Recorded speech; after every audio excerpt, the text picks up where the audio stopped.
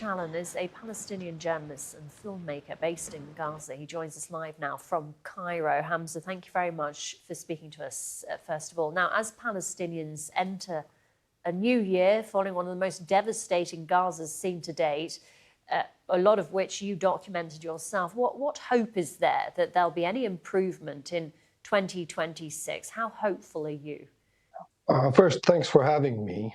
When we're going to talk about hope is the only thing left for Palestinians in general, not only for me, for the majority of Palestinians. You see in Gaza right now, they're facing a lot of struggles, a lot of challenges after this war ended. There's many challenges on the ground between the camps and between the displaced Palestinians discussing the future that is coming. Everybody around the world celebrating 2026, but here in Gaza Strip, it's actually the opposite. After the loss of 70,000 Palestinians died during the war, it's actually for Palestinians, they're open to life and they want to live their life and they wanted to go for the future, but the restrictions and the challenges on the ground by the Israelis is taking a major step day by day. You see the blockade in Gaza Strip not only for the past 2 years or 3 years, since 2007 until 2026. Imagine the Palestinian facing a lot of struggles, including the blockade, and they're living actually in the open air, facing the harsh reality, especially it's winter. People are there barely finding blankets to cover themselves when they want to go to sleep. So there is, of course, hope for 2026, but it depends really on the international efforts, how they're going to act towards Palestinians. Are they going to continue pushing Israeli government to open more doors for hope, or they're going to be more restrictions and more struggles for the Palestinians? Because what the Palestinians is facing is not life. It's not even close to life. Gazans, they're not living a human life. They're living a very harsh reality, and they're always carrying hope. Indeed, hope is always the last thing that Palestinians hold on to. Hamza, it's the first day of this ban on 37 NGOs. How soon do you expect to see the effects on the ground, and what's the most consequential impact we're likely to see from the banning of all of these vital organizations by Israel? The impact is immediate because this is not losing comfort. The Palestinians, they're not having comfort. They're having the very necessary needs, such as medicine, food.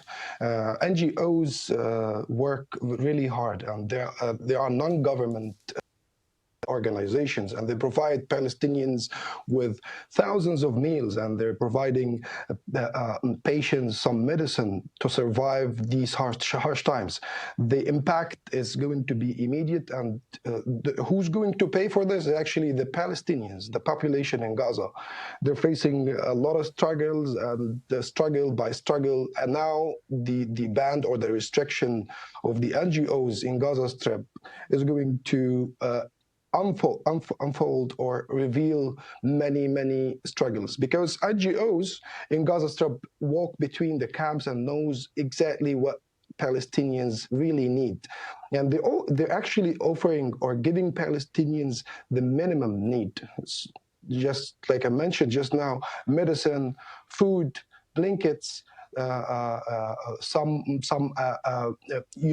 turn tents into schools to teach kids, because you see many schools and university damaged or totally destroyed, and those NGOs organizations, they're actually working really hard to give life to Gaza, basically give hope to the Palestinians and to stay resilience. And Hamza, the organisations that have been banned by Israel, they're the ones, according to Israel, who wouldn't hand over the names of their staff, their local staff in Gaza. What's your view on this, given that a reported more than 500 humanitarian workers have been killed during this war?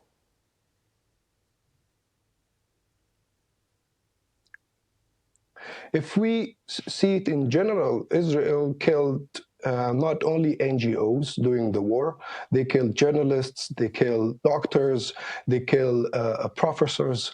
They try to their best to restrict the Palestinians' efforts to rebuild their life, basically. So Israel asking for the names of the local NGOs who are working with those international NGOs is actually just a reason to do restrictions. And I think this is because of the second term of the ceasefire agreement.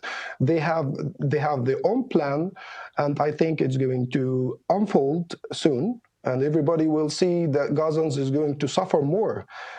This decision taken by Israel to restrict and limit the work of NGOs in Gaza Strip is going to be very harsh for Palestinians, and the impact is going to be immediate. And those Palestinians who work with NGOs, actually, they provide food for the family. So there's a job limited in Gaza Strip. So who's going to work with those NGOs organizations? Is actually same as we speak about journalists. They banned journalists from coming into Gaza Strip. At the same time, they don't want Palestinians to work with international media platforms. I'm specifically talking about Western media, and this is, we faced it. They don't trust the Palestinians in general, even journalists, doctors, anyone. It's all about how they make these restrictions a little bit legal, but on the ground is going to affect the Palestinians and the civilians specifically. Hamza, really appreciate your thoughts, and thank you for speaking to us. Hamza Chalan.